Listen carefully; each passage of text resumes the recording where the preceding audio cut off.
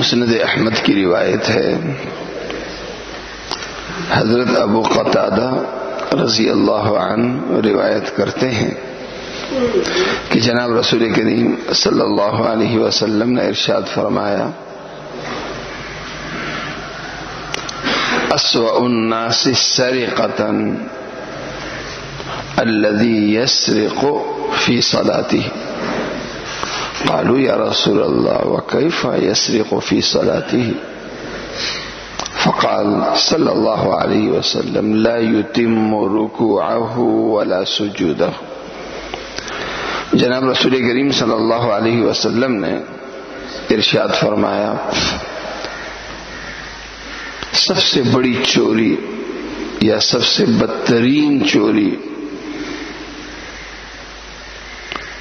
اس شخص کی چوری ہے جو نماز سے چوری کرے۔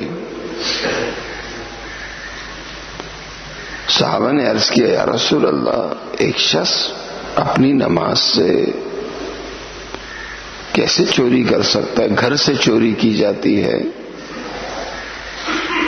لوگوں کی دکانوں سے چوری کی جا سکتی ہے، نماز سے چوری یہ کیسے ہو سکتا؟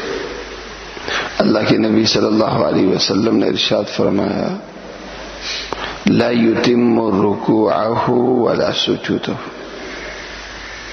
نماز پڑھ رہا ہے ایک شخص اور رکوع صحیح طریقے سے ادا نہیں کر رہا، سجدہ صحیح طریقے سے ادا نہیں کر رہا، اللہ کے نبی صلی اللہ علیہ وسلم نے فرمایا یہ چوری ہے۔ لہذا رکن پورے طریقے سے ادا نہ کرنا، اس میں ڈنڈی مارنا، فرمایا یہ بدترین چوری ہے جو یہ شخص نماز پڑھتے وقت کر رہا ہے۔ لہذا جس طرح ہم قیام کو جب کھڑے ہوتے ہیں تو پورا وقت دیتے ہیں،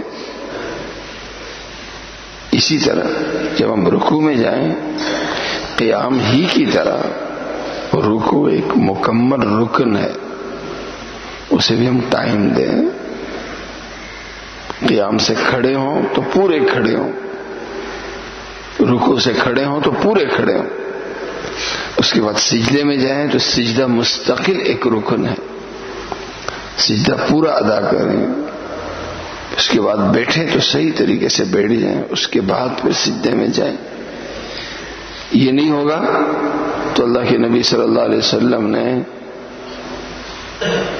ایسے شخص کے لیے فرمایا کہ یہ چور ہی نہیں بلکہ بدترین چور ہے جو نماز کو بھی نہیں بخش رہا۔ اللہ تعالیٰ میری اور آپ کی حفاظت فرمائے۔